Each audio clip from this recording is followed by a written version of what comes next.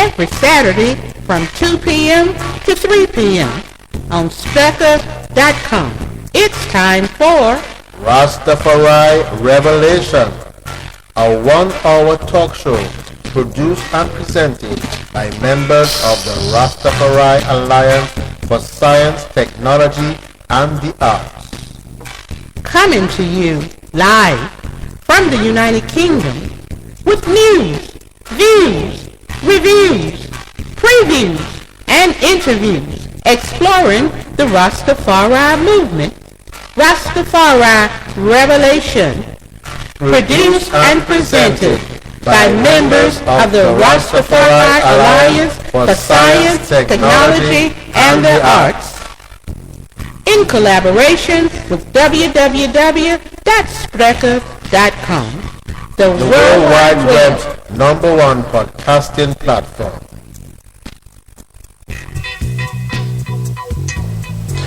Rastafari Revelation.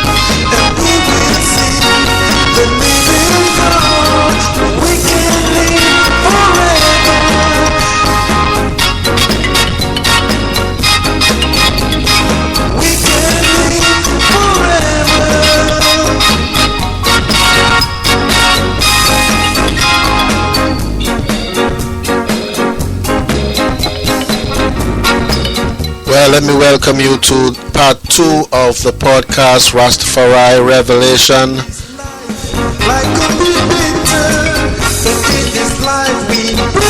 A program of the Rastafari Alliance for Science, Technology, and the Arts.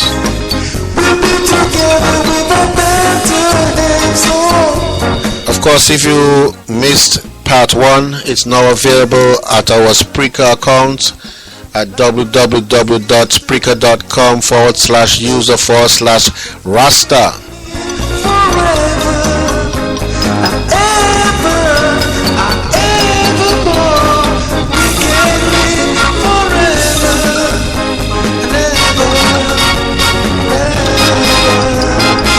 My name is Ross Albert Williams, and with me is Empress Tempe, and in a short while we'll be discussing some work she has been doing on genealogy. She's from the United States of America. She's a black American, or as we say, Afro-American, and she's been doing some research on her family records on Ancestry.com. Stay tuned to Rastafari Revelation, the program of the Rastafari Alliance for Science, Technology, and the Arts.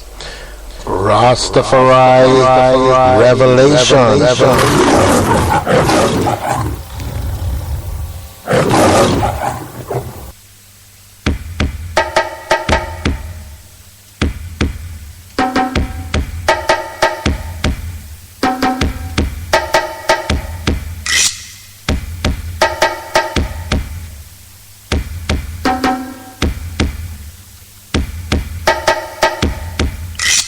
Okay, Empress Tempe, you have been doing some research on your family history. I know it's still in early days, but perhaps you'd like to share a little bit about what you've been finding on your family history. We know that we all, black people in the West, came from Africa.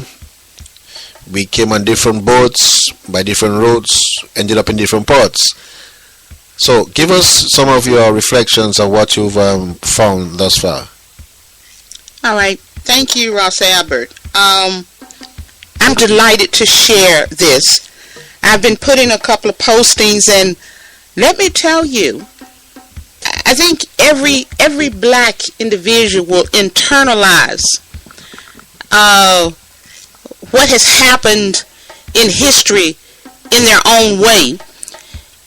And what Rastafari has done for me, it has really brought to light and empowered me to the point that I wanted to really do research on my own history. I think really it came to light last week during African Liberation Day, and also when I saw an article with our First Lady, Michelle Obama, how she had visited the slave quarters, the Decatur House, which was within walking distance of the most powerful place in the United States, the White House, 150 yards. I was very, very impressed with her article, and it just really made me seek a little deeper in my own personal family history, as well as finding out that my grandfather, on my father's side of the family, has his own history of being a World War II veteran, as well as the first black cotton makers Jubilee King in Memphis, Tennessee. Well, that's profound history, and I've just received the book that he's noted in it today. I'm looking at it. But what all I'm saying, all of that, is that it made me really want to find out who I am, where I came from, and my family. You see, I may smile about it and say it lightly, but I take it very serious. Well, Empress Tempe, you know that this is at the heart of the Rastafari movement. It's a search for oneself, okay, for one's identity, for one's history and nationality, and and what you're doing is exactly what the alliance hopes to achieve, to encourage Rastafarians to search their roots, to make use of online tools like what you have done, and to engage with others on social media sites and discuss. Let's discuss these issues. Let's reason, as Rastafarians say. Let's reason together on social media about what we're going through now and what we've learned about our ancestors and even our immediate parents. The world has changed so very much over the last just 50 years. And the opportunities that are available for Rastafarian descendants were not available 50 years ago. Well, let me share to you what I found out. I'm almost speechless, because I've gone out 5 generations in my own family history, almost 200 years, and actually I feel my ancestors' presence, Ross Albert. I don't know whether you understand what I'm saying, but I'm talking about going back to 1850 and before, 1860. I just discovered one of my ancestors that was born in 1822.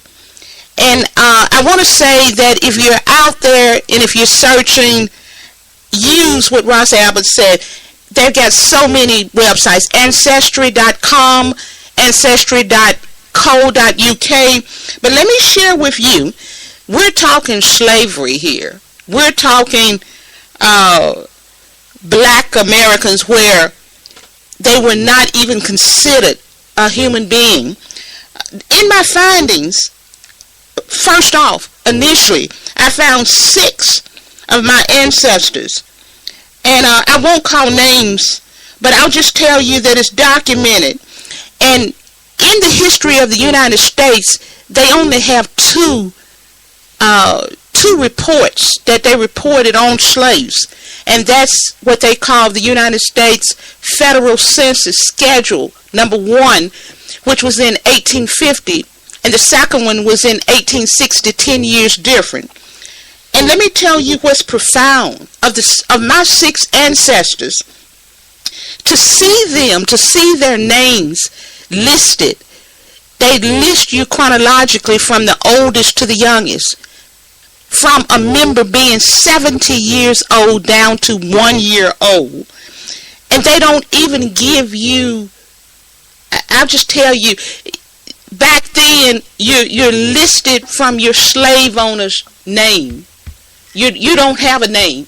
You don't even have a being. The categories is actually it started day 1, June 1st, which is significant to today's date in 1850. So take yourself mentally back then, and they describe age, sex, color, profession, occupation, or trade of each male person over 15 years old.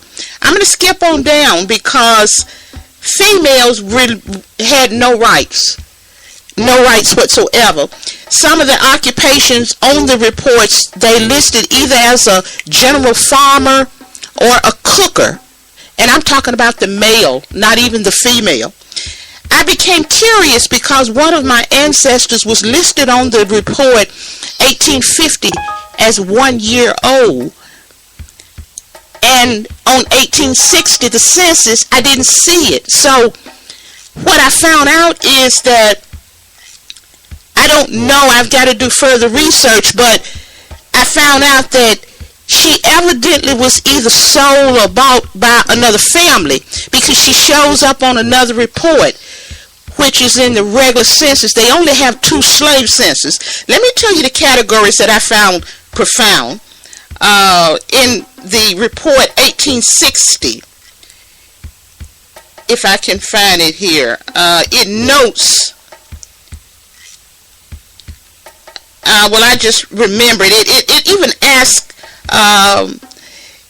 if a slave, if you're deaf, if you're dumb, if you're idiotic, if you can read. Everything is just so formal. It just does not give you any essence of being treated like a human being. You're just a number. And even when you die, on the reports, they have a mortality report that shows if a slave died within a year, they categorize it either 3 ways. They just filter you in. They either just list the first name of your slave owner and a note. Rarely they will put your first name and the surname of the slave owner, or they just put a number. But I just found it very profound that I could actually connect. You know what I mean, Ross Albert? Yeah, well, you see, as you know, slaves were regarded as property. Okay. A slave did not exist for his own benefit. Okay. A slave could not own his own children. As a matter of fact, a slave, his position in the slave trade was nothing more than a farm tool. He just happened to be alive. You know, I would even have to suggest that even animals were treated better than slaves. Well, you know, let me. These are the categories, and just stop and think about if it was someone that you knew, And these 6 ancestors, I remember stories growing up where 2 of them I know by names. My parents would talk about them. But on the reports, the first category was the name of the slave owner. Like I say, they list the color, either you're black or you're mulatto. Then they ask if you are a fugitive from the state. They ask if how many were manumitted. And that's basically if they've been freed as a slave, out of bondage, emancipated. The number of slave houses. But let me read you this quickly. And this is at the bottom of the report, and I'm going to quote this. African Americans were enumerated, counted in the census as all other United States residents from 1870. And that was the first census year since the Civil War and the Emancipation onward. But prior to 1870 runs into the 2 reports that I'm talking about, 1860 and 1850. Now, although free African Americans were enumerated by name in 1850 and 1860, slaves were treated differently, and they were treated far less than a human being. They were listed anonymously under the names of their owners, which I had mentioned before. And also I'm working on a report now where they list the infirmities. And I tell you, you joked with me earlier, but you're right. I had to put it down because just to see how they were treated and on a number, how many were killed and brutalized, and their illnesses. They had a 4-month-old baby I remember seeing that had been brutalized. I can't tell you how that affected me. And they had just on the report that this 4-month-old baby had lived only 4 days, you know? Yeah, like I told you, the whole slave trade was comparable to commerce as we know commerce today. You know, so slaves were bought and sold on the market. They were evaluated according to their stature, how strong they were, how what skills they had, and that was all. You know, and their children were known as as offspring of the master. They were just given his surname. And they had no particular rights whether they were 1 year old or 100 years old. You were a slave, and that's all that mattered. But it's interesting that they kept such accurate records, of their work. And these records are being digitized by organizations all around the world, which for our benefit we're able to research and to learn something of what happened to our ancestors, and to perhaps prepare ourselves for the future. Okay, let me just tell our listeners it's 18 minutes after. Actually, it's 2:38 going up. Yeah. Oh, sorry, I got it wrong. It's actually 10 minutes going up on 3 o'clock. You're listening to Rastafari Revelation, the program of the Rastafari Alliance for Science and Technology.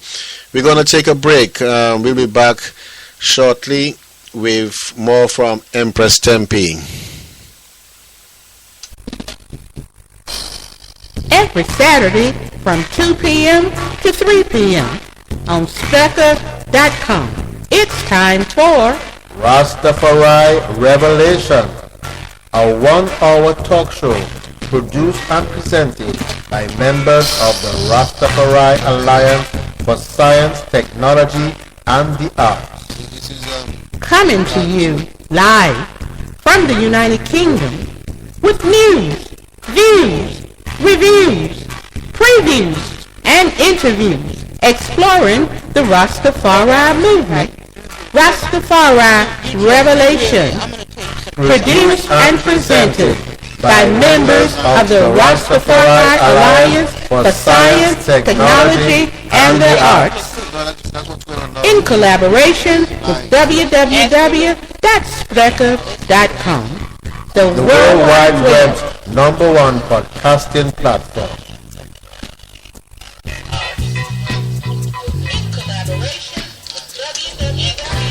Rastafari Revelation.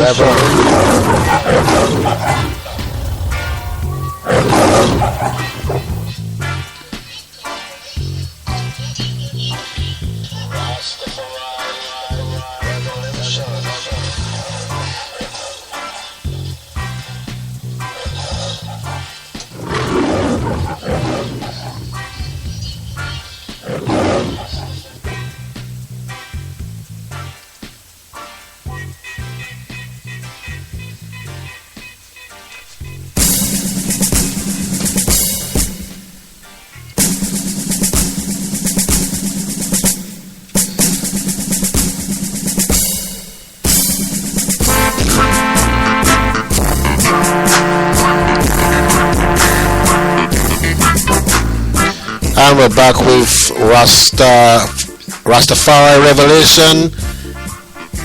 This is edition number 2, part 2, and we're speaking here with Empress Tempe Williams.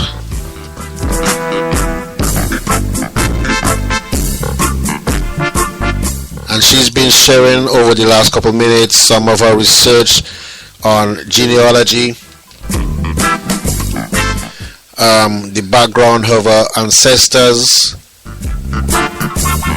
and doing some work in the slave records. And she's going to share with us some more of her findings. Empress Tempe, when we broke, we were just about getting into some descriptions of how they regarded slaves, and as we boil down in the last 7 minutes or so of the program, perhaps we'd like to round up and kind of bring your discussion to a neat little bow so that we could continue this perhaps in a future edition. Okay. Well, first I want to thank Spreaker.com for allowing us to have this platform, and I want to thank you listeners for giving us your time in the day to talk about things that are true to our heart. And I want to thank Ross Albert for just being so convicted in his way, because if anybody listened to him, you can tell you can't go to school to learn the things that he's sharing.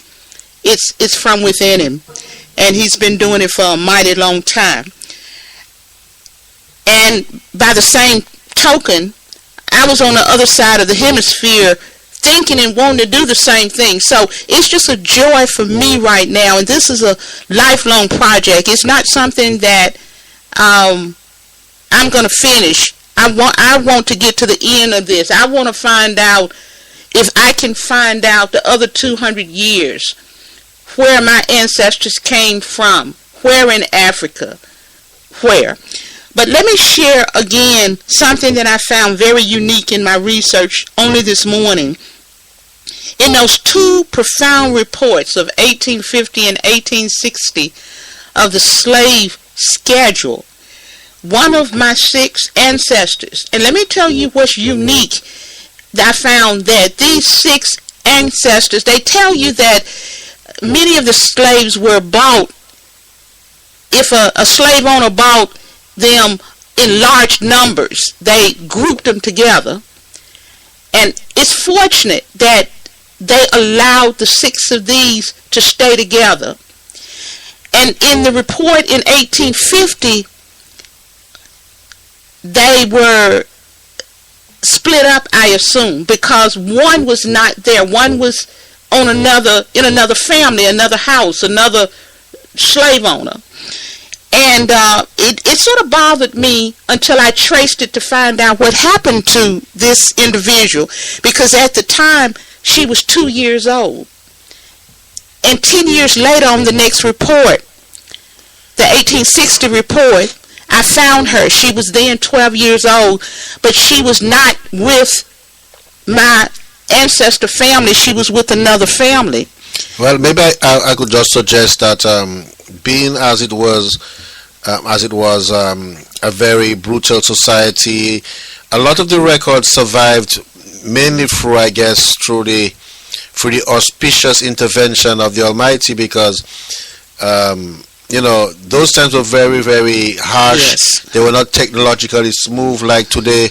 So I guess things could go wrong. A person could go missing, or a record could be wrongly put into place. Because we're really dealing with human nature, and human nature also means human error. Well, Ross Abbott, on this one, I don't think that it was done wrongly. My point that I wanted to make, and maybe I didn't express it correctly, is that she was reunited. She was put in a place where, and let me tell you too, on Ancestry.com, another great feature is that you have so many other people and so many aspects that you find out. It's a community in itself. So I have connected with other people that's doing research in the same families, and they've brought records that have connected with my records. And so I see where she was, is what I'm trying to say. It wasn't lost. She was actually placed somewhere else, but she reunited back, which is the good thing about it. And so what I want to say right now is it's time out for just wondering, and if these slaves could survive with couldn't read, couldn't write, and they could live 70 and up to 100 years. They even say that if a slave was 100 years old, they got special treatment, It makes me stop and wonder and think, here we are in society today. Look at what we have to go through. And I don't want to diverse, but you see, how many people don't even live 40 to 50 years old with the stress we have, and don't have the brutality? So it's just time for us to stop and realize and look at what's happening here. What happened then and what's happening now. And each person has to do their part. And that's just what I want to say right now. So I'm just so thankful to be able to do what I feel is my part, to document, and I'm going to document this and carry it on for as long as I can. And that was Empress Tempe, novelist, black activist, social commentator. Okay, and I'm afraid that we're winding down to the end of the program. It's been a pleasure being with you. Empress Tempe, any final words? We got just 2 minutes before we're out of here. Thank you, Ross Abbott. My final words are that we just need to embrace all that we know about our history, and we need to carry it on, and we need to carry it on loudly, and have reason with it, and carry it on not so much for yourself but for generations to come. Ross Abbott, I want to ask you before we go, but thank you so very much, and I'd like for you to talk about. Okay, we're gonna have to wind down here, Empress Tempe. It's been a rough ride, still getting our heads around all the many things you have to do to bring this program to you live. We'd like to invite listeners to send in your comments, make your comments on Facebook or on Spreaker.com. If you have any suggestions how we can improve the program, let us know what the program sounds like in your end. We're broadcasting on 120 kilobits per second, which is the very best for podcasts out there on the internet. So let us know if you can hear the stereo sound coming through with some of the tracks that we're playing. And of course, we invite you to join us again next Saturday on Rastafari Revelation. Rastafari Revelation.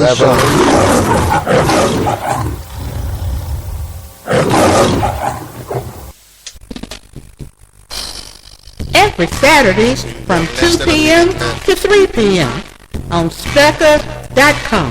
It's time for Rastafari Revelation, a 1-hour talk show produced and presented by members of the Rastafari Alliance.